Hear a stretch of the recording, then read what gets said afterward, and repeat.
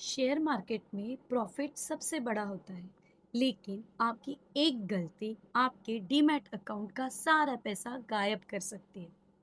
इसीलिए ज़रूरत है रिस्क मैनेजमेंट की, आपकी सबसे बड़ी ढाल। कभी भी टोटल डीमैट अकाउंट के बैलेंस से 1 से 2% से ज़्यादा की एक ट्रेड में रिस्क ना लें। मतलब अगर आपके पास 1 लाख रुपए है तो कम से कम आपकी लॉस लिमिट 1 से 2 हज़ार रुपये होने चाहिए एक ट्रेड में। सेकंड, हमेशा स्टॉप लॉस लगाएं। मतलब अगर आपने 500 रुपये का एक स्टॉक खरीदा तो आप उसका स्टॉप लॉस 25 से 30 पॉइंट का नीचे का रखिए, ताकि आपकी लिमिट फिक्स हो जाए, लॉस लिमिट फिक्स हो जाए। तीसरा, डाइवर्सिफिकेशन। हमेशा अपना पैसा अलग अलग सेक्टर्स में रखना चाहिए।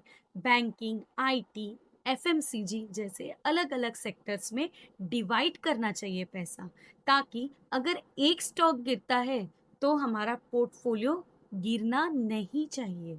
अगला है रिस्क रिवॉर्ड रेशो।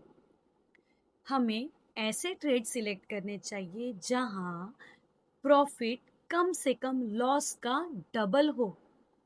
मतलब अगर हम हमारी रिस्क 1 रुपये रखते हैं तो हमारा टारगेट एज रिवॉर्ड 2 से 3 रुपीज का होना चाहिए। आसान शब्दों में, अगर हम हमारा स्टॉप लॉस 5 पॉइंट्स नीचे रखते हैं तो हमारा प्रॉफिट यानी टारगेट, प्रॉफिट नहीं टारगेट, टारगेट हमारा 10 पॉइंट ऊपर होना चाहिए, डबल। और अब सबसे आखिरी और इम्पोर्टेंट, इमोशनल कंट्रोल। हमें अपने प्लान पर टिके रहना चाहिए।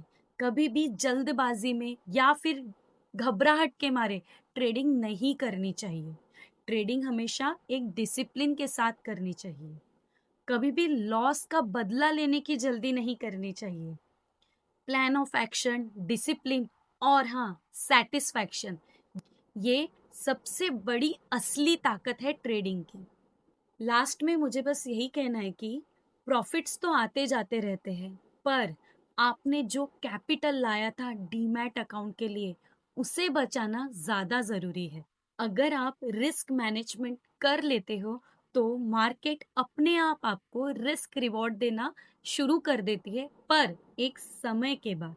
जस्ट हैव नॉलेज, पढ़ो, सीखो, फिर करो।